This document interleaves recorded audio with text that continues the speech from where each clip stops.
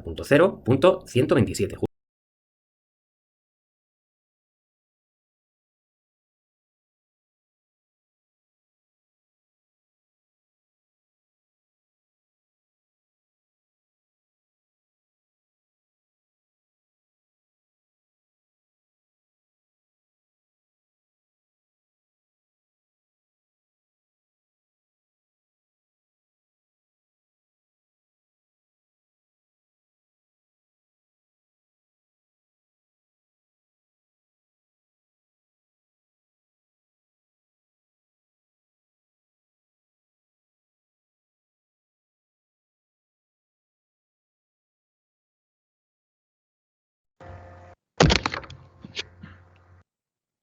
Buenos días a todos.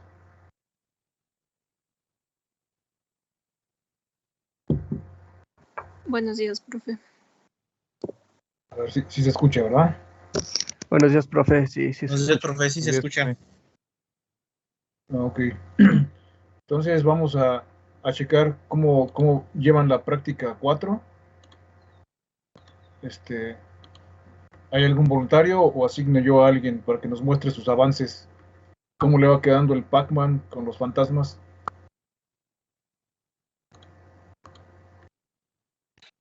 Pues yo, profe, A ver, no como tal avance, pero pues sí tengo ahí algunas dudas. a ver, ¿cuáles son tus dudas? Bueno, en sí pues pues ya hice el circuito y todo eso, Ujú. y ya generé el código del fantasma. Pero mi duda es que, pues más que nada, cómo implementar esa función. O sea, según yo, la función que me genera ahí, pues la tenía que poner en el main, pero no No, me aparece nada, ¿no? no, va fuera del main. Por eso te Están genera una reservadas, o sea que función. no podíamos asignar a ordenadores o Ajá, equipos pero informáticos, se no podemos supone que asignar tenemos que esas mandar a direcciones. ¿Qué llamarla, direcciones ¿no? son? Funciones, Bueno, pues es sí, la propia dirección de red van y fuera la del dirección de main. broadcast. La Nada dirección de más la red mandas llamar dentro del main. Ah, bueno, es son lo cada que, una eso es de lo que las me refería, o posibles sea, subredes mandarla a que hay, llamar ¿vale? dentro O sea, del estas main. direcciones no las podemos Pero no sé utilizar si porque estoy van metiendo a mal los servir para parámetros o algo así, pero referirnos no a me las direcciones de aparece. red propiamente dichas, ¿vale? Entonces, por ejemplo, aquí tenemos la Pues a dirección de red, ver, muestra, una de ellas, con esta máscara que hemos compártenos creado, tu que sería pantalla. 192.190.0.0, y luego tampoco Sí, podemos utilizar permítame tantito. para asignarla a ninguno de nuestros equipos las direcciones de broadcast, que A ver, son entonces, las últimas después de direcciones de este cada compañero, subred. quiero que Es nos decir, si muestre nos su fijamos en el rango pantalla. de aquí a Compañero aquí, Luis Manuel vemos Rodríguez que la Moreno. última dirección posible que hay es Y dentro de la subred 1 es también la anterior a la 64, es decir, la punto la 63. ¿Vale? compañera La 192.190. Frida Melissa Murguía Martínez. Profe, ¿me podría permitir compartir pantalla? Sí, sí, a ver, vamos a ver. Punto cero, Vargas punto 63. Martínez. ¿Qué más subredes hay? Pues la 190, o sea, pero 190.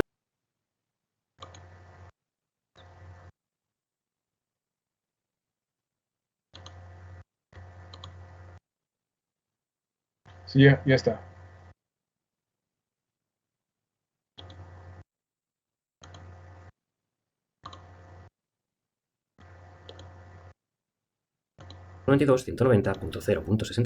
¿Y cuál sería la dirección de broadcast de esa dirección de red? Pues muy fácil, sería la 192.194. ¿Qué más subredes? ¿Vale? La 192.190.0.63. ¿Qué más subredes hay? Pues la 190, o sea, pero 192.190.0.64. ¿Y cuál sería la dirección de broadcast de esa dirección de red? Pues muy fácil, sería la 192.190.0.127, justo la anterior Sí, a ya la se ve. siguiente subred. Y así sucesivamente. Bueno, pues con esto creo que ha quedado un poco claro cómo se calculan sus Bueno, redes. pues inicialmente, Lo hemos hecho estos para un fueron los ejemplo, para caracteres que una dirección IP de junto con clase esto, C. Para direcciones IP de otro tipo de clases es exactamente el mismo procedimiento. con Solo que esto tenemos que es tener lo en que cuenta generó ahí, la máscara por defecto de las otras clases para el para empezar fantasma. a poner los unos que nos hagan falta. Si Y fuera pues una dirección obviamente IP de esa es la clase B, función y tenemos empezaríamos que a poner ponerle unos a partir de aquí. Y si los fuera una dirección IP atributos, de ¿no? clase A, empezaríamos a poner unos, a rellenar con unos a partir de aquí. Y Pero según el yo aquí la procedimiento es mandé a llamar. exactamente el mismo. No sé si entendí mal a lo Estas mejor lo de empezaríamos el a poner uno de clase posicionamiento B del de otro LCD tipo, de esto. 0.127, justo la Y anterior. se supone que este es el Lo hemos renglón, hecho ¿no? para un ejemplo, para una... bueno, pues con Y aquí, ¿este qué era? Pues renglón, las dos son posiciones, son las coordenadas Ajá. iniciales Ok, donde quieres que se posicione primero, pero te está diciendo ahí que son caracteres, ¿no? Son tipo char, ajá. entonces mételos como Ah, tipo char. A ver, ajá, sí, pero sí. antes que eso, ¿ya hiciste lo anterior? Ajá, sí, ya había salido mi nombre y todo. De hecho, ya empecé a comentar aquí los Ajá. porque ya me había salido. Ok, a ver, pues los argumentos deben ser tipo carácter, si no, pues no te va a funcionar. Así te marca error, me imagino, ¿no? De hecho, no. Me A marca que ver, está todo ¿qué bien. te marca?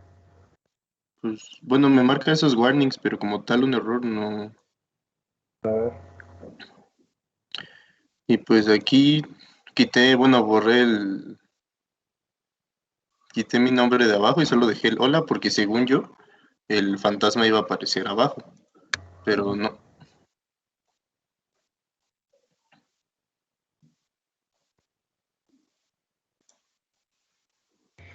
Mm, Pues entonces, Y, introdúcelos así como caracteres. Ese posiblemente sea el error.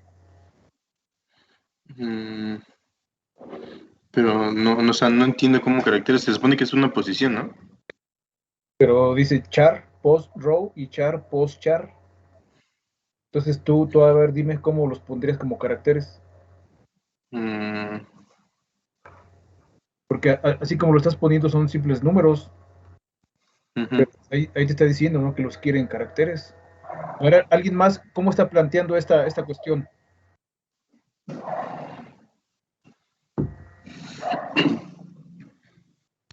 Vamos a ver, Luis Manuel Rodríguez Moreno. Hola, profe. Y compártenos Yo tu todavía pantalla. no, yo todavía no tengo un avance como tal, profe, de la práctica. Apenas, hoy iba a empezar Ok, con a ver, ella. nada más déjame ver cómo tienes instalado MicroC y Proteus. Ah, ok. Permítame tantito. Entonces dejo de compartir, profe. Sí, sí, corrégelo y si sale ahorita nos dices. Ok. Ah, ¿me daría permiso, profe, de compartir, porfa? Ya estás como, a ver, espérame. Ah, sí.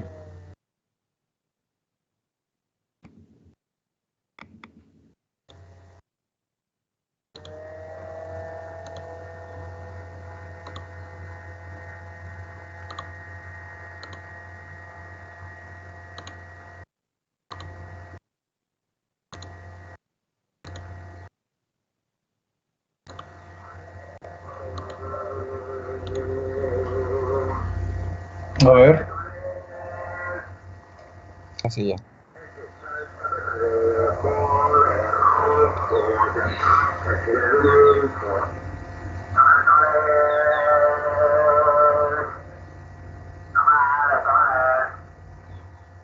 Ese es el Proteus y...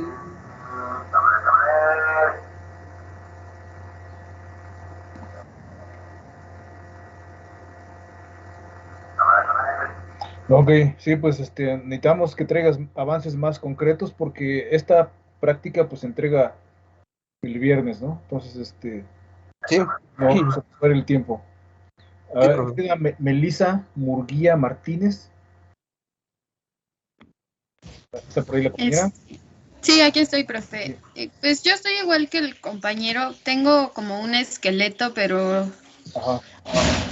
pero la verdad es que todavía no, pues no me funciona. Pues Entonces, ahorita por lo menos desplieguenme todos, un fantasma ahí en la pantalla LCD, ¿sí? Desplieguenme un fantasma nada más.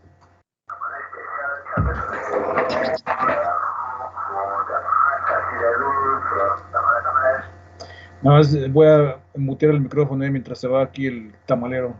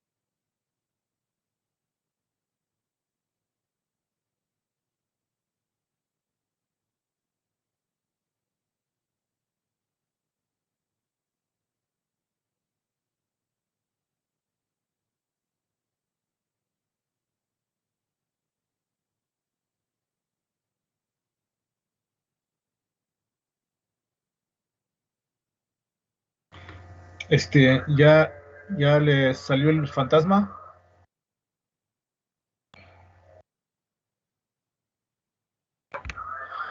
Bueno, todavía no es hora que se vaya el tamalero. Disculpen ustedes.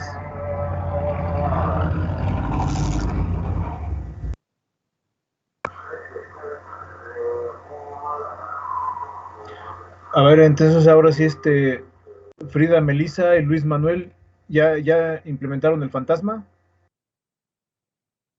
No, profe, todavía no sale. Es que ni siquiera bueno, no me sale. Ni siquiera te corre el programa. Ándele, ajá. No, pues estamos mal. A ver, déjame ver, ¿eh? Mira, vamos a ver. Si no es tan... ¿Qué hice? No sé ni qué hice. A ver,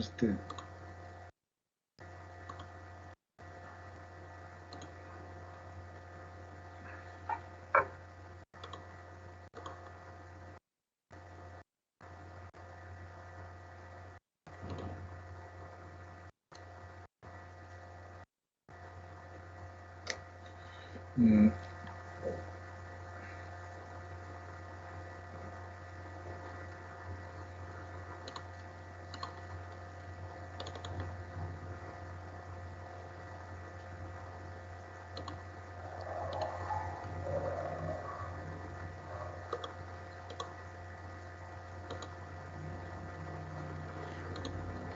a ver ahí.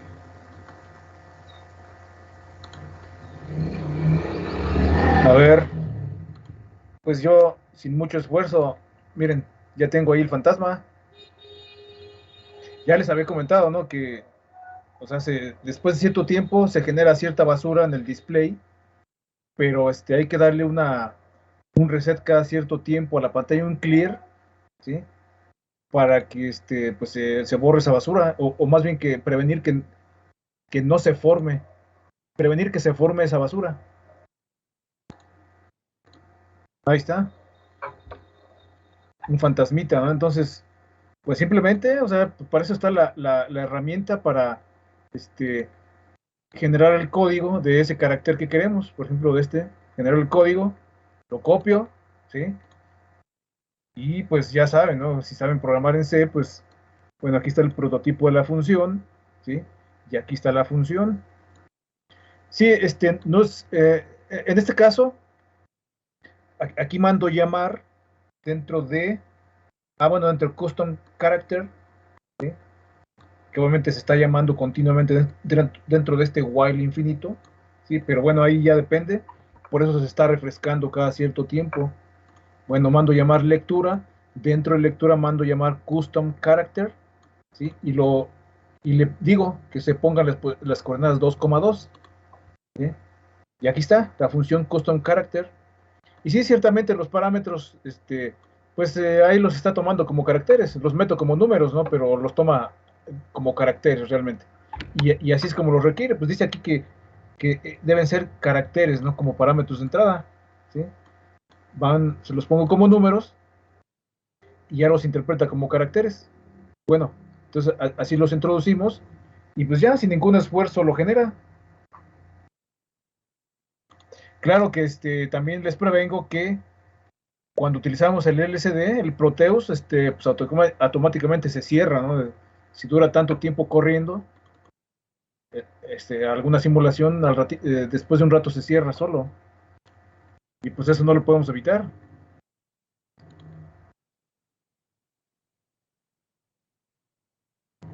Fíjense, ahí el fantasma se está refrescando cada cierto tiempo porque obviamente pues está en un while infinito y mando llamar periódicamente la función custom character dentro de ese while. Ya de ustedes depende, ¿no? Que esos fantasmas se muevan, vayan siguiendo el Pac-Man, ¿sí? Lleguen al otro extremo, ahí se pierdan y luego hagan que salgan por el renglón de abajo. Fíjense, entonces los fantasmas en el renglón de arriba van a ir siguiendo al Pac-Man, llegan al otro extremo y en el renglón de abajo ahora los fantasmas van corriendo el Pac-Man, ¿sí? Hay que hacerlo así.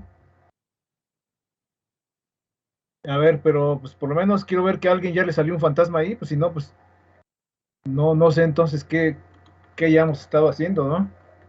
Fíjense, el programa pues es lo mismo que yo les pasé. Yo nada más le agregué aquí el prototipo y la función. Y todo lo más es tal cual les pasé yo. Una pregunta, ¿hoy van a tener más clases ustedes?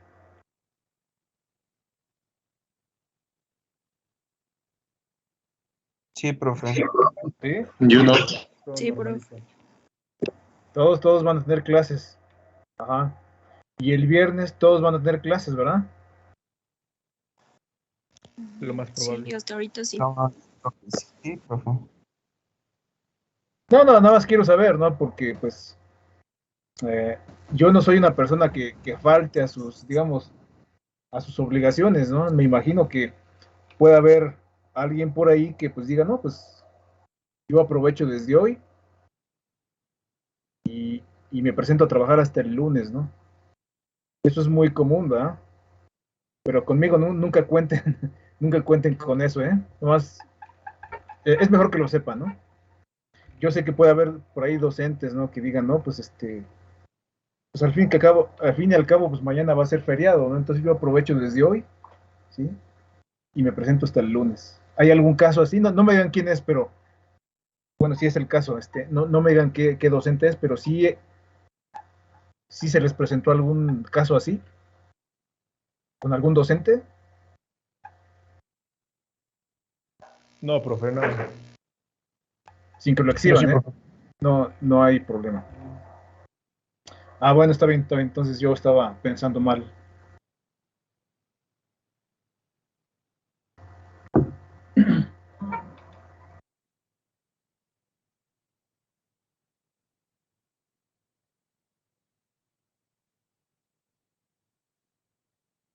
A ver, entonces, antes de que termine la sesión, por favor, entre Frida Melissa, Luis Manuel Rodríguez Moreno. ¿A quién fue el que le pedí primero este, que nos mostrara su avance? ¿Quién fue el que habló primero? Ya no me acuerdo.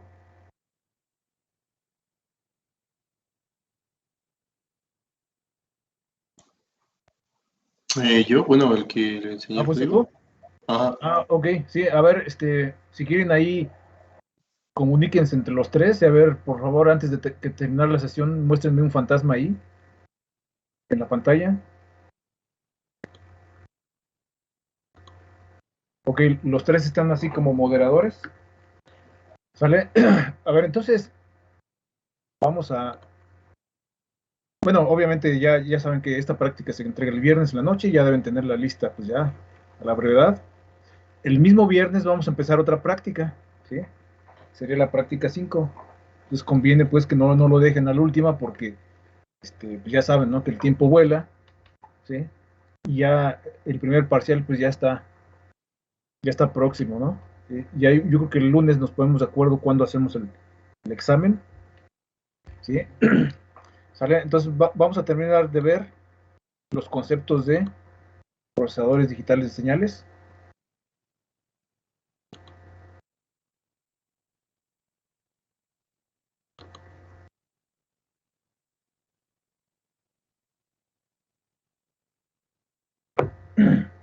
Ok, eso ahí, simplemente como repaso. De hecho, esto ya lo vimos la semana pasada.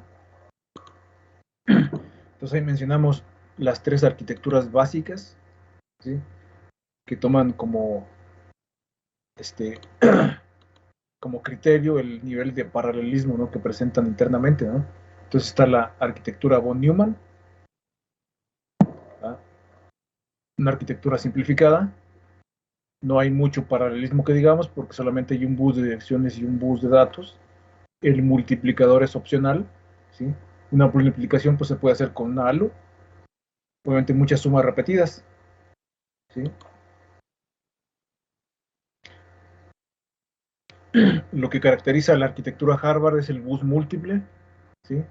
Con espacio de memoria separada para instrucciones de datos y de programa, ¿tá? Pues ahí lo tenemos. Aquí en este caso, pues tenemos hasta 3 buses de direcciones, 3 buses de datos, ¿sí? Y aquí pues podríamos estar haciendo 3 cosas al mismo tiempo, ¿no? Por lo menos acceder a estos 3 espacios de memoria de manera simultánea. Aquí sí contamos con un multiplicador dedicado, ¿sí?, en hardware y una halo, ¿sí?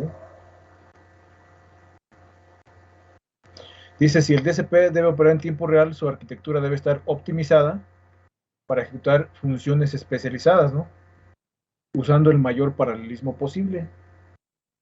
Entonces, invariablemente los DSPs tienen halo, al menos una halo y al menos un multiplicador de hardware, porque puede haber varios, ¿sí?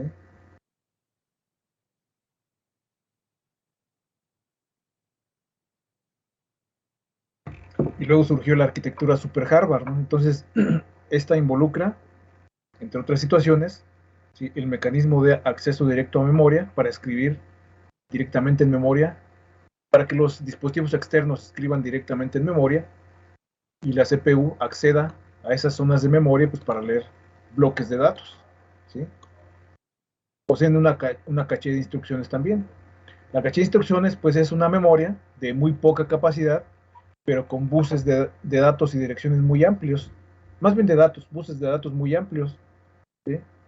Pueden ser de hasta 256 bits. Fíjense, 256 bits, la arquitectura puede ser de 32 bits, ¿sí? Es como una supercarretera china, ya ven que tienen muchísimos carriles, ¿no? Por eso es tan rápida la caché, pero no se puede hacer de gran capacidad, ¿sí? ¿Sale? Entonces, es más rápida que la memoria RAM, ¿sí? Ahí en la tarde surgió una observación así y pusimos este esquemita que ven ahí, esa pirámide, ¿sí?, que nos indica la jerarquía de memoria, ¿sí? Mientras más capacidad tenga un tipo de memoria, pues más lenta es, ¿sí? Y mientras más rápida sea la memoria, menos capacidad tiene, ¿tá? Entonces, en la base de la jerarquía de memoria, pues podemos poner las cintas magnéticas, ¿sí? Si han escuchado hablar al respecto, uno podría haber pensado, ¿no?, que las cintas magnéticas es una tecnología que surgió, pues, no sé, tal vez en los 50, ¿no?, y que ya había pasado de moda, pero no, actualmente se está retomando, ¿no?, esa tecnología, obviamente esa vieja tecnología, pero con elementos modernos, ¿sí? Y para hacer, pues, realmente eh, sistemas de memoria, pues, con muy amplia capacidad, ¿no? Los centros de datos y todo eso que manejan grandes cantidades de datos, pues se emplean las cintas magnéticas, ¿sí? Y una cinta magnética, pues, tiene la capacidad de muchos discos duros, ¿ah? El disco duro de más capacidad que ustedes se imaginen, pues pueden caber varios en una cinta magnética, ahorra espacio, ¿sí? Pero los tiempos de acceso, pues, son no tan buenos, ¿sí? Fíjense, entonces aquí está la jerarquía de memoria: cintas magnéticas, disco duro, flash, RAM, caché y los registros. Los registros de propósito general son los registros, ¿no?, que almacenan datos temporales, como los que salen, por ejemplo, de alguna operación aritmética, rápidamente se almacenan en un registro, ¿sí? Aunque obviamente un registro pues nada más guarda un dato, ¿sí?, no sé, de 32 bits según la arquitectura, ¿no? Y del registro pues se puede copiar ya sea a la RAM o ya sea a la caché, ¿sí? ¿Sale? Entonces, esto distingue la arquitectura super hardware, ¿no?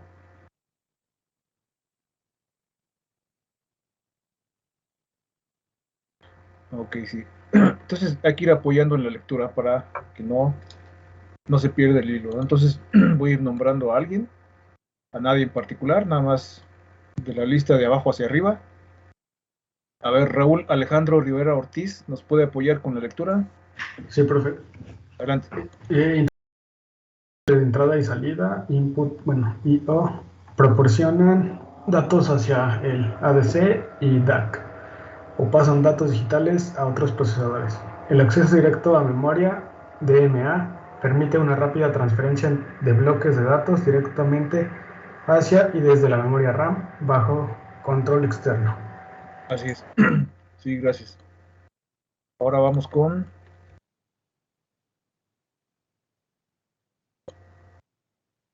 Rafael Zamora Flores. A ver, ¿está por ahí el compañero? Sí, profe. Sí, adelante. ¿Por qué se requiere esta arquitectura? Muchos algoritmos de DSP aplicados a filtraje, correlación y FFT involucran operaciones aritméticas repetitivas tales como la multiplicación, suma, los accesos a memoria y flujos pesados de datos a través del CPU. Así es, ¿no? Entonces, pues por lo menos esos dos tipos de algoritmos específicos, ¿no? Filtrado, correlación y FFT, pues involucran múltiples operaciones aritméticas, ¿no? Y más cuando se realizan en tiempo real, ¿sí? Entonces, pues tenemos que tener entonces procesos que avancen muy rápido dentro del DSP, ¿sale? Por eso requerimos una arquitectura que tenga el mayor nivel de paralelismo posible. A ver, entonces, vamos con Marcos Juárez Sánchez. Dice, las siguientes técnicas son usadas para lograr paralelismo. Arquitectura Harvard. Pipelining. Hardware de multiplicador, acumulador rápido y dedicado. Instrucciones especiales dedicadas al DSP. Replicación y memoria caché interna. Ok, entonces esos elementos en conjunto pues nos elevan el nivel de paralelismo. No podemos lograr un paralelismo al 100%, pero pues el porcentaje de paralelismo incrementa con esas técnicas que mencionamos ahí, y más aún con la técnica del pipelining, ¿sí? También conocida como segmentación encausada. Ya lo habíamos mencionado antes, ¿no? Que esto asemeja a la producción serial, ¿sí? En la producción serial, en la industria, pues podemos producir más productos por unidad de tiempo. En las arquitecturas de computadora, el pipelining permite procesar más instrucciones por unidad de tiempo, ¿sí? Una instrucción la dividimos en varias tareas o varios segmentos y luego ejecutamos en paralelo esos segmentos más pequeños, ¿sí? Así logramos pipelining o segmentación encausada. Más adelante hacemos algunos problemitas de ejemplo.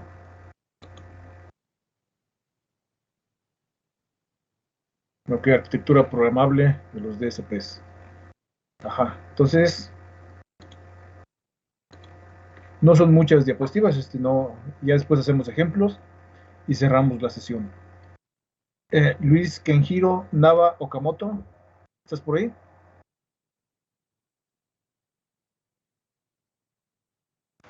Sí, profesor, no sé si me escuchen. Sí, a ver, adelante. La arquitectura programable de un DSP. Los PDSPs son diseñados para soportar tareas intensivas y numéricamente repetitivas. Los elementos principales del PDSP son Datapad, arquitectura de memoria y pipelining. Pipelining. Ajá. ¿Qué significa la P en en el vocablo que estoy señalando? ¿Qué es la primera P?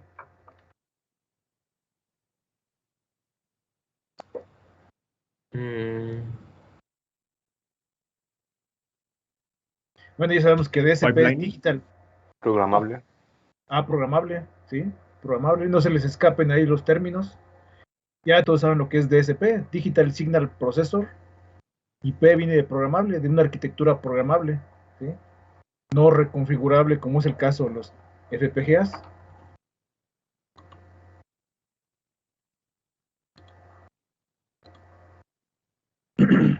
Lisette Sayuri Lara Castillo, ¿está por ahí, compañera? Sí, profe, aquí estoy. A ver, ¿nos puede apoyar? Sí. Los PDSPs poseen un conjunto de instrucciones especiales para explotar la eficiencia del hardware. Por lo tanto, muchos PDSPs no solo tienen una trayectoria de datos datapad muy potentes, sino también tienen capacidad de mover grandes cantidades de datos hacia y desde la memoria muy rápidamente. Ok, sí. Entonces, esas instrucciones especiales nos las da el fabricante precisamente con su entorno de desarrollo, con todo el entorno de desarrollo que nos proporciona, ¿no? ¿Sí? Entonces, emuladores, bibliotecas, simuladores, compiladores, ¿sí? eso nos lo proporciona el fabricante, ¿no? Entonces, si fabrica un dispositivo de propósito especial o de algoritmo especial o de uso general, ¿sí? Entonces, en ese sentido nos apoya el fabricante, ¿sale? Datapad pues, es un término muy utilizado también en los términos de DSPs. Es simplemente la ruta que siguen los datos, ¿no? Desde que entran por un puerto de entrada, se procesan por todos los elementos hasta que salen, ¿sí? hacia el puerto de salida, ya procesados, ¿sí? A eso se refiere el datapad, ¿verdad? Entonces ahí involucra pues toda una serie de operaciones aritméticas, ¿sí? Y debemos procurar que los tiempos involucrados en esas operaciones aritméticas sean menor que el periodo de muestreo para procesar en tiempo real, ¿sí? A ver, vamos a ver. Ahora con Lenin Aguilar Pineda. Sí, profesor, ¿continúo leyendo? Sí, sí, por favor. Dice Datapad. El Datapad es un PDSP de punto fijo. Incorpora multiplicador y acumulador, ALU, desplazador, sobreflujo y saturación. Ajá. Ok. Mecanismos de sobreflujo y saturación. Por eso aquí hace hincapié en un DSP de punto fijo, ¿sí? Los DSPs de punto fijo, entonces, son más susceptibles a sufrir de sobreflujo y saturación. Sobreflujo, pues cuando, por ejemplo, el resultado de una operación aritmética es tan grande que ya no cabe o ya no se puede representar, ¿sí? En sus registros. Y entonces, pues hay que truncar. Y al momento de truncar, entonces introducimos un error muy, muy apreciable, ¿no? ¿Sí? Y los resultados que nos da, pues son completamente erróneos. Algunos mecanismos para prevenir el sobreflujo y la saturación. Está la atenuación de las señales y los mecanismos de corrimiento y truncamiento, ¿sí?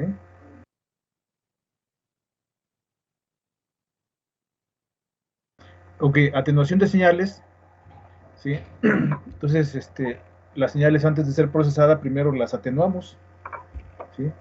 Las atenuamos, se procesan, hay un resultado y después se amplifican, ¿sí? Entonces, es una técnica. Y otra técnica es, internamente utilizamos mecanismos de corrimiento y truncamiento, ¿sí? Por ejemplo, aquí, fíjense aquí, ese es el número 16. Si le hacemos un corrimiento hacia la derecha, se convierte en 8. Si a su vez lo corremos otra vez hacia la derecha, se convierte en 4. Cada corrimiento hacia la derecha es una división entre 2, ¿sí? Y cada corrimiento hacia la izquierda es una multiplicación por 2. ¿Sale? Hay algunos datos que no les afectan esos corrimientos, ¿no? Por ejemplo, 16, 8, 4, pero por ejemplo, el 33, si lo corren, se convierte en 16, se pierde este 1. ¿Sí? Si lo corren hacia la izquierda, no hacia la derecha. Si lo corren ahora, este número, hacia la izquierda, se convierte en 32, entonces hay una pérdida, ¿sí? A veces esa pérdida pues es manejable, es aceptable, ¿no? ¿Sí? En otras ocasiones, pues sí, si los datos son muy sensibles, sí causa muchos errores, ¿no? ¿Sí? Estos mecanismos de corrimiento y truncamiento para prevenir el sobreflujo y la saturación. ¿Sale? ¿Y no hay forma de guardar eso? Como los de acarreo, por ejemplo. Pues bueno, puedes tener, si tu arquitectura es de 32 bits, puedes tener algunos registros por ahí, precisamente para guardar esos datos intermedios, podrías tener registros de 48 bits, ¿sí? Pero si te sale ya un número más allá de 48 bits, entonces ahí no hay más remedio que aplicar estos corrimientos, aunque pierdas precisión, ¿sí? Pero aquí el punto es de que todo tiene un límite. Es cierto, sí hay registros intermedios de más capacidad, pero también llegan a desbordarse. Esto es muy común en punto fijo, ¿sí? Vuelvo a repetir, tu arquitectura es de 32 bits, puedes llegar a tener registros de 48 o hasta incluso de 64 bits, y aún así se te pueden desbordar, ¿sí? Ok. Multiplicador y acumulador. Karina Abigail González.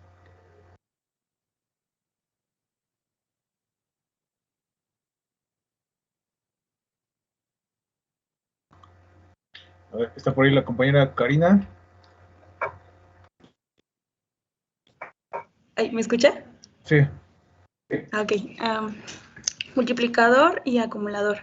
En muchas aplicaciones de DSP, la mitad o más de las instrucciones ejecutadas por el procesador involucran una multiplicación, realización operaciones MAC, que puede ser realizada en un ciclo de instrucción. Ok, la operación que más se realiza en un DSP es la multiplicación, ¿sí?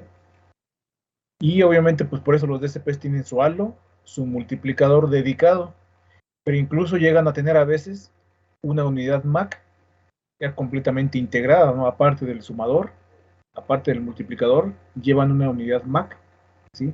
Es la que suma productos, es un sumador de productos, ¿sí? Muy útil en las operaciones de filtrado, ¿sale? Y pues esta operación MAC incluso se puede realizar en un solo ciclo de instrucción. ¿Ah? Bueno, aquí tenemos arquitectura acumulador multiplicador, ¿sí? Veamos aquí la ALU, el multiplicador, los operandos del multiplicador, ¿sí? Y el acumulador, ¿sí? Donde se van acumulando precisamente los productos, o sea, se van sumando los productos, ¿no? Que van surgiendo. ¿Ah? Esto en conjunto, ya habíamos mencionado antes que es una unidad MAC, ¿sí? Entonces, vuelvo a repetir, hay arquitecturas que pueden tener su halo, su multiplicador, incluso una unidad MAC integrada, ¿sí? Para eficientizar aún más las operaciones. ¿Sale? Bueno, aquí entonces las ALU, pues es lo que hacen, ¿no? Unidad lógica aritmética en el PDSP implementan operaciones aritméticas y lógicas en un ciclo de instrucción. Ok, sí. Todo esto. Ah, sí, sí. Ok, entonces vamos con el compañero Juan Santiago Barrera.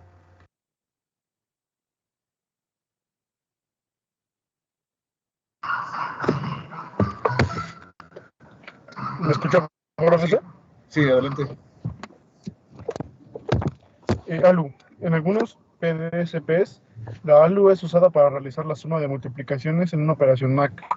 En otros procesadores existe una MAC dedicada. Ok.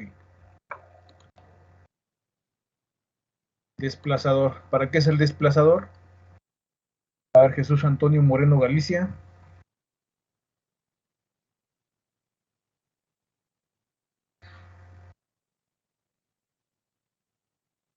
A ver, está por ahí ese compañero, Jesús Antonio Moreno Galicia.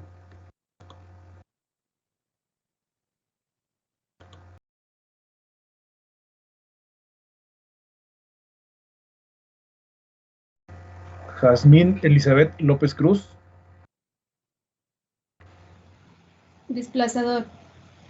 La multiplicación y la acumulación tienen a dar como resultado un crecimiento en la palabra de bits. Por lo tanto, un escalamiento es una operación importante en muchas aplicaciones de DSPs de punto fijo. Ok, entonces lo que hace un desplazador. Volvemos otra vez al esquema que les puse aquí. Esto es lo que hace un desplazador, ¿sí? Si queremos prevenir el sobreflujo, ¿va? Desplazamos entonces a la izquierda el número, ¿sí? Y pues así manejamos. Es como si dividiéramos entre 2, o entre 4, o entre 8, ¿sí? Dependiendo de la cantidad de desplazamientos que hagamos, ¿no? Hay algunos datos, bueno, algunos datos se pierden, ¿sí? Procuramos que sean los de menor peso, ¿tá? Sí, pero en ocasiones pues no queda de otra, ¿no? Entonces es lo que hace un desplazador, ¿sí?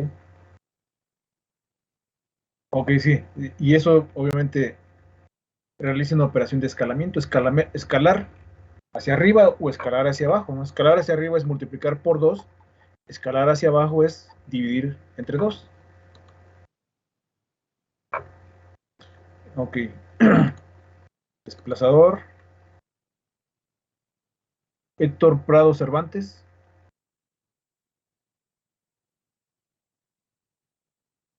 Sí, profe. Un desplazador en el datapad puede ser usado para escalar su entrada por una potencia de 2. Un desplazador se encuentra muy frecuentemente después del multiplicador y la ALU para poder escalar el producto. Así es, ¿no? Entonces, por ejemplo aquí, ¿sí? Chequen, aquí tenemos un desplazador a la salida del multiplicador, ¿sí? Entonces, bueno, el desplazador entonces nos atenúa el producto o hace un desplazamiento hacia la izquierda, dividiendo entre 2 o entre una potencia de 2, para que la ALU no maneje números muy grandes, ¿sí? ¿Vale? Entonces, aquí tenemos arquitectura acumulador, desplazador y multiplicador. ¿Para qué? ¿Para qué hacemos esto?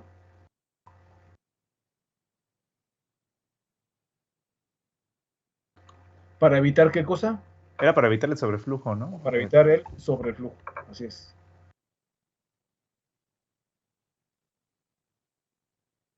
Ok, entonces ahí mencionamos a tipos de desplazadores. Francisco Rey Espinosa. Desplazador. Tipos de desplazadores. Desplazadores de capacidad limitada, los cuales permiten el desplazamiento de un bit a la vez. Desplazadores de barril, el cual soporta desplazamientos por cualquier número de bits en un solo ciclo de instrucción. Ok, sí, entonces desplazadores de un solo bit y desplazadores de múltiples bits son conocidos como desplazadores de barril, ¿sí? Y también hay desplazadores, estos digamos que son desplazadores lineales, y hay también desplazadores circulares. Hay operaciones, ¿no? Que en vez de requerir un desplazamiento lineal, requerimos un desplazamiento circular, ¿sí? Y ahí pues ciertamente no se pierden los datos, ¿no? Hay operaciones que requieren ese tipo de desplazamientos, ¿no? ¿Sí? ¿Vale? Sobreflujo y saturación. Muchos algoritmos de DSP involucran acumular series. En este caso, la magnitud de la suma pues, puede crecer. Ok, sí, eso ya lo sabíamos. Ok. Sí, Eric Ulises González. Sí, profe. Sobreflujo y saturación. Muchos algoritmos de DSP involucran acumular series. En este caso, la magnitud de las...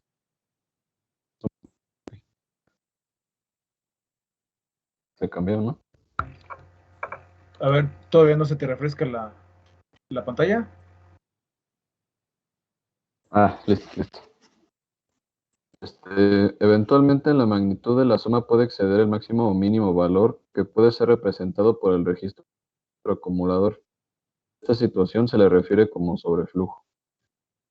Ah, yo creo que tú tienes algún retardo ahí en tu conexión, porque yo tengo aquí otra. Yo estoy poniendo la diapositiva 65 y tú estás viendo la 64, ¿verdad, compañero? Ya se me actualizó, profe. Sí, tienes ahí una latencia muy grande, ¿no? Ahí en tu conexión. Los demás, Sí, pero ya. los demás, ¿cómo vieron? ¿Sí se cambió inmediatamente la diapositiva? ¿O también notaron un retraso? Se tardó poquito, pero sí un poco. Uy, no, sí, son elementos que no podemos controlar.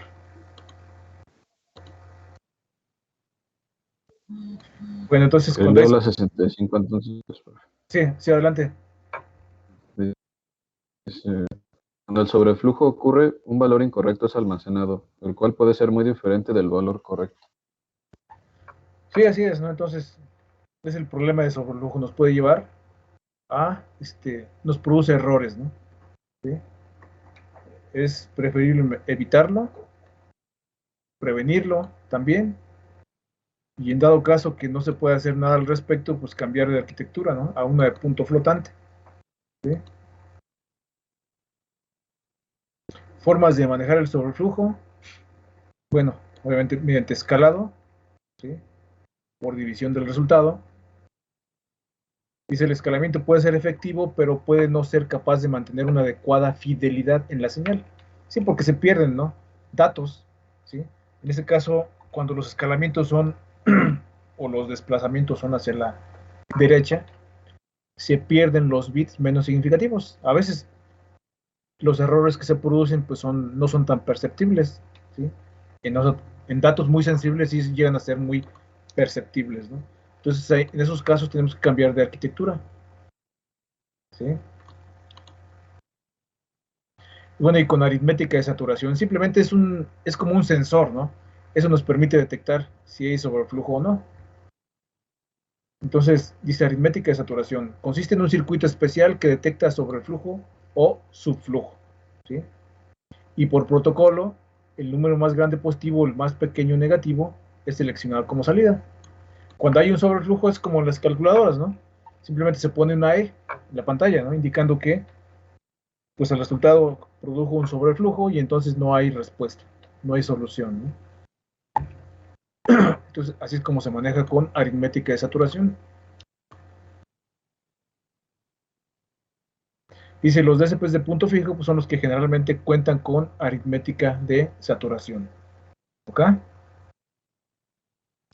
Bueno, arquitectura de memoria, pues esto ya para no mencionarlo así, tal cual, estar leyendo así estas diapositivas, simplemente nos vamos acá, al triangulito que habíamos puesto, de arquitectura de memoria. Ya no sé ni dónde quedó. Es este, ¿sí? Es la organización de la memoria en un sistema, ¿no? Con arquitectura de computadora, ¿sí? Eso sería. Entonces, básicamente, ese triangulito, pues es el resumen, ¿no? Ya para no leerlo, el resumen de esto. Arquitectura de memoria, ¿sí?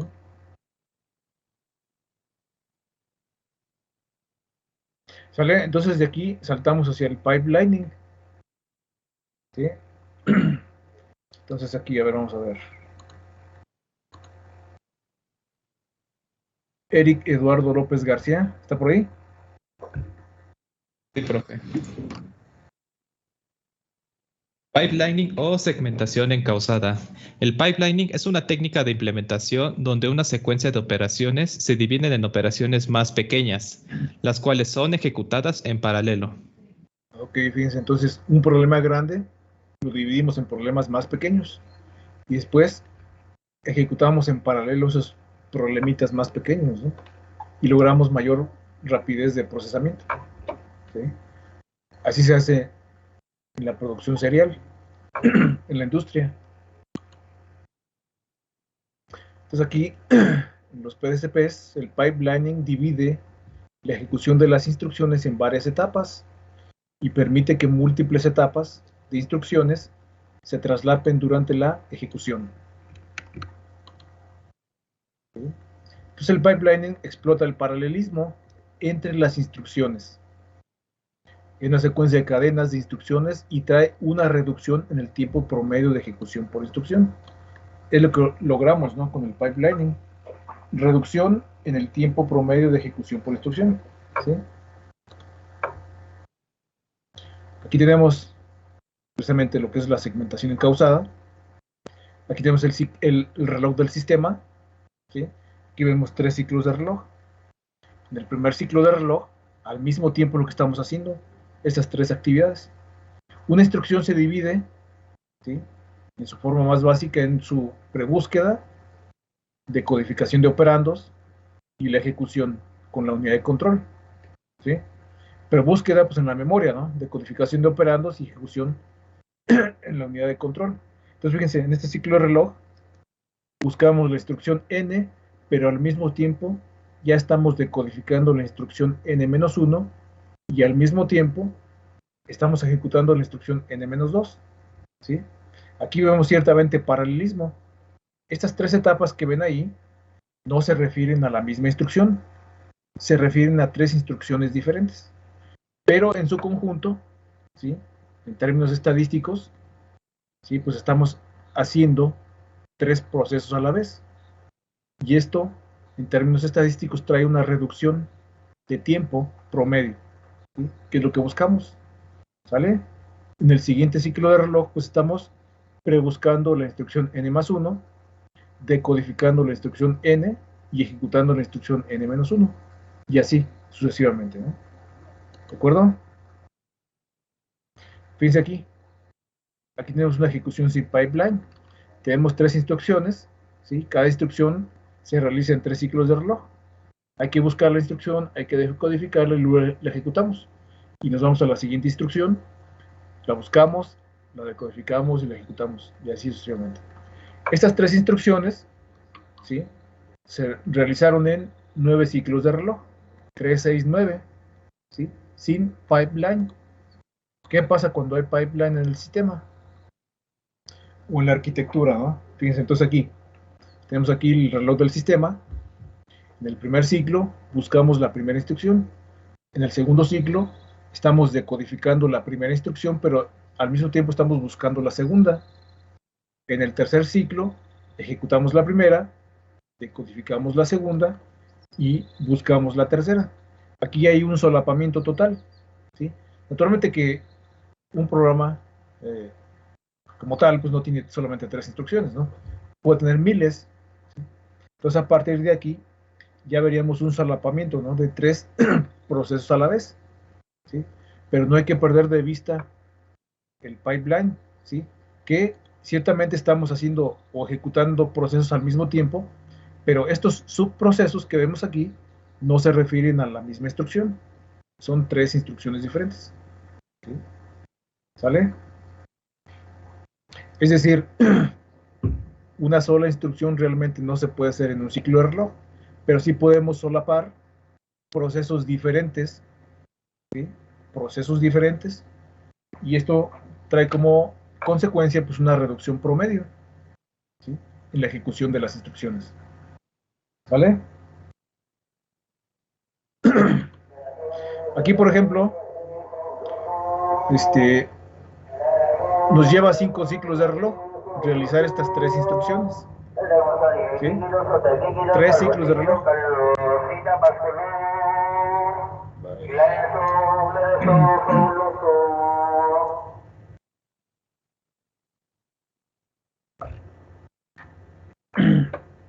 Ok.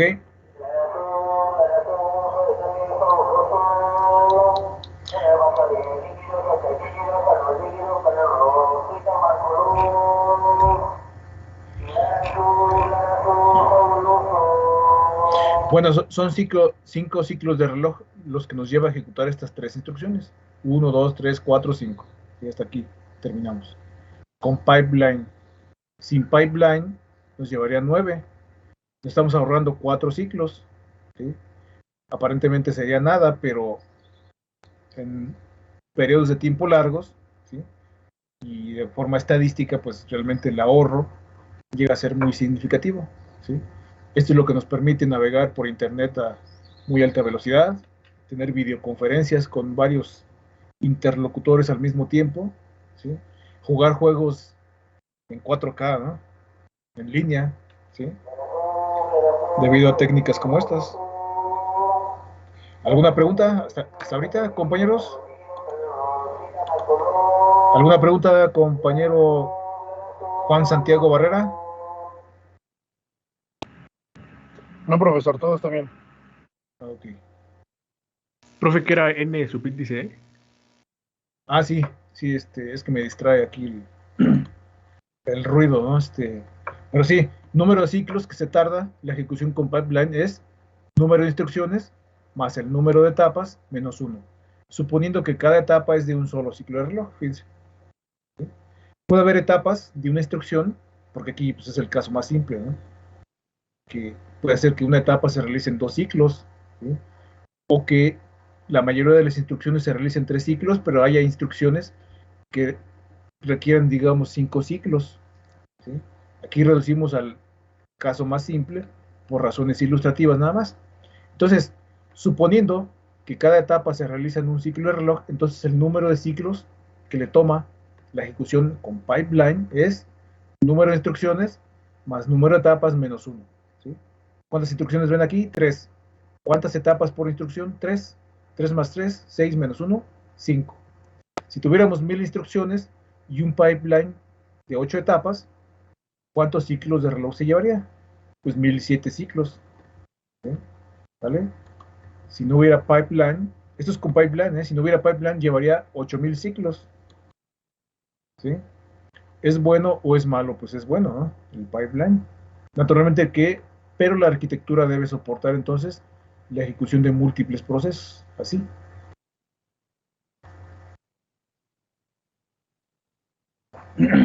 Ahora aquí tenemos un problemita. Son 2 problemitas, ¿no? Y ya cerramos la sesión porque, pues, ahorita las condiciones no están dadas, ¿no? Para una clase. Así debía haberme ido mejor ya, Paupita. Bueno, fíjense, entonces ahí está. Suponga un DSP que ejecutará 1000 instrucciones para implementar un algoritmo de procesamiento de señales. ¿Sí? Estamos utilizando procesamiento por muestra. TP menor o igual que TS o FP mayor o igual que FS. ¿Sí? Es el inverso. La arquitectura posee una segmentación encausada de 8 etapas. El reloj principal es de 100 MHz. ¿Sí? ¿En cuánto tiempo se ejecutarán esas 1000 instrucciones? Veamos aquí el reloj del sistema. Cada instrucción se divide en 8 etapas. Aquí ya no les damos un nombre, ¿no? Especial. Prebúsqueda, decodificación, ejecución. No. Aquí simplemente les damos una etiqueta, ¿no? Porque pues, tal vez no nos alcanzan los nombres. Sí, debe tener un nombre específico, ¿no? Pero por razones de simplicidad, nada más le damos una etiqueta. Etapa de la instrucción 1. Etapa 1 de la instrucción 1. Etapa 2 de la instrucción 1. Etapa 3 de la instrucción 1 y así sucesivamente. Lo mismo acá. Etapa 1 de la instrucción 2. Etapa 2 de la instrucción 2 y así. Y observen que si hay pipeline y cada etapa se realiza en un ciclo de reloj, ven aquí el solapamiento. ¿Sí? Debería haber un solapamiento de 8 a la vez, pero obviamente hubiera sido muy complicado poner ahí toda esa esquemita, ¿sí? Llevaría mucho espacio. Entonces ahí nada más le corté hasta 3, pero debería haber un solapamiento de 8 etapas al mismo tiempo. ¿Sí? ¿Sale? Aquí se nos pregunta cuánto tiempo se ejecutan esas 1000 instrucciones. ¿Sí? El tiempo entonces se calcula así: número de ciclos sobre la frecuencia de reloj. El número de ciclos es igual a NI más NI-1 del caso anterior sobre la frecuencia de reloj. Son 1007 ciclos entre 100 millones, igual a 1 por 10 a la menos 5 segundos. Esas 1000 instrucciones en un pipeline de 8 etapas se realizan o se ejecutan en 1 por 10 a la menos 5 segundos. ¿Sí? Dice, otra pregunta, ¿cuál será la frecuencia muestreo máxima que soportará? Este tiempo entonces lo igualamos al tiempo de procesamiento. Vamos a poner que entre una muestra y otra se están ejecutando en un algoritmo de DSP esas 1000 instrucciones. ¿Sí? ¿Sale? Entonces TP igual a TS. Del límite, ¿no? Despejamos TS y resulta que es 1 por 10 a la menos 5 segundos. El inverso es 99.3 kilomuestras por segundo. ¿Vale? Es la máxima frecuencia muestreo que soportaría el sistema, en teoría. Pero no elegiríamos esa frecuencia, ese límite. Iríamos a un límite más bajo, que sea de lo que maneje o los que maneje el procesador. ¿Sí? Hay DSPs que manejan 8 kilomuestras por segundo, 16, 32, 64 y de ahí brincan a 96. ¿Sí? Entonces, si la frecuencia más cercana y más baja que esta es 96, entonces elegimos 96. ¿Sí? ¿Sale? Para darle, entre otras cosas, darle cierta tolerancia y además no conviene ajustarnos al límite exacto, ¿no? ¿Sí? ¿Sale? Esto es con procesamiento por muestra. ¿Sí? ¿Qué pasa con procesamiento por bloque? A ver, chequen el siguiente problemita. Dice, suponga un DSP que ejecutará 1000 instrucciones para implementar un algoritmo de procesamiento de señales. La arquitectura posee una segmentación encausada de 8 etapas. El reloj principal es de 100 MHz son los datos del problema anterior, ¿no? Dice, se utiliza procesamiento por bloque con n igual a 500 muestras. Acá el bloque pues era de una muestra, ¿sí? Acá el bloque es de 500 muestras. Dice, las 1000 instrucciones se ejecutan por cada bloque de n muestras, ¿sí? ¿En cuánto tiempo se ejecutan esas 1000 instrucciones? Con procesamiento por bloque. ¿Cuál es la frecuencia muestreo máxima que soportará el sistema? ¿Sí? Entonces, si recordamos, fíjense ahí la condición para procesamiento por bloque. Por muestra, n vale igual a 1. ¿Sí? Ahí se simplifica. Despejamos TS, entonces TS es el mayor que TP sobre n. En el límite, TS igual a TP sobre n. Ya habíamos calculado TP. Número de instrucciones más número de etapas menos 1 sobre la frecuencia del reloj. Y es 1 por 10 a la menos 5 segundos. ¿Sí? Lo igualamos a... Ahora TP, lo sustituimos aquí, lo dividimos entre 500, que es el tamaño de nuestro bloque. La frecuencia muestreo será de 2.04 por 10 a la menos 8 segundos. Soportaríamos más frecuencia de muestreo. ¿Sí?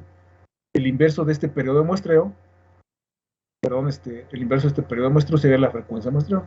Ahora sale de 496 millones, no, más bien 49 millones de muestras por segundo. Bueno, ya no dije las demás cifras, ¿no? Para simplificar, ¿no? Pero 49 millones de muestras por segundo. Acá en el caso anterior fue de 99,000 muestras por segundo. ¿Sí? ¿Sale? Y entonces, pues no elegiríamos este dato tan cerrado, ¿no? Entonces nos iríamos a una frecuencia que maneje el DSP estándar, ¿no? Esta frecuencia, pues, se aplicaría en señales más complejas, ¿no? Esta frecuencia muestreo, por ejemplo, en señales de video, con más ancho de banda, ¿sí? Si el dispositivo dice, no, pues yo manejo 40 megamuestras por segundo de frecuencia muestreo, entonces nos ajustamos a esa frecuencia, ¿sí? Debido a esta igualdad, ¿no? Aquí debe ser menor o igual, mayor o igual, ¿sí? En el límite, pues se tiene la igualdad, ¿sí? Pero entonces, debido a esa desigualdad, precisamente entonces elegimos una frecuencia menor, estándar. ¿Sale? ¿Hasta aquí alguna pregunta? A ver, chequen los problemas. Si hay preguntas, antes de cerrar la sesión las respondemos. Nada más una, profe. ¿Qué no la FP tiene que ser mayor que la FS? La FP, a ver, ¿en cuál problema? ¿En el primero o en el segundo? En el primero. Es que nos está diciendo que ya nos quedó, ¿no? Que nuestra frecuencia de muestreo es de 9.304 kilohertz, ¿no? 99.304. Ajá. Sí. Pero nos menciona que tenemos que elegir la inmediata inferior, más parecida. Sí. Pero no tendría que ser mayor porque es la FP. No, porque fíjate, ve aquí esta desigualdad que estoy señalando. ¿Sí la ves? Sí. P menor o igual que TS, ¿sí? Si le sacas los inversos, se invierte. Ajá. FP mayor o igual que FS, ¿no? ¿Sí? La frecuencia de procesamiento mayor o igual que FS. O FS menor o igual que la frecuencia de procesamiento. Ajá, pero entonces la frecuencia de procesamiento va a tener que ser mayor a esa, ¿no? Sí, así es, debería ser. Esta es tu frecuencia de muestreo, entonces tu frecuencia de procesamiento, pues naturalmente que sí, debe ser mayor a esta. Entonces tomamos el inmediato superior más cercano a eso, ¿no? Bueno, pero para la frecuencia de procesamiento. Ajá, para la de procesamiento, sí. Pero si aquí se te pregunta, mira, ¿cuál será la frecuencia de muestreo máxima? ¿Sí? Entonces ahí cambia ya, ¿no? Ah, ok. Entonces ahí es cuando damos la menor. Así es. Ah, de acuerdo. Gracias. Sí. ¿Sale, compañeros? ¿Alguna otra pregunta?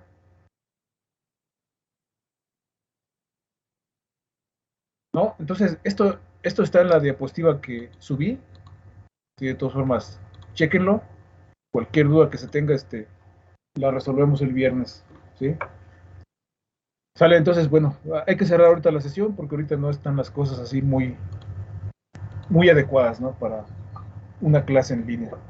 Mejor voy a procurar irme a UPITA para arreglar estos asuntos, ¿no? Sale, entonces, nos estamos viendo el viernes. Ahí iniciamos la práctica 5. Sale, que tengan buena tarde. Hasta luego, profe, gracias. Hasta luego. Adiós. Hasta luego.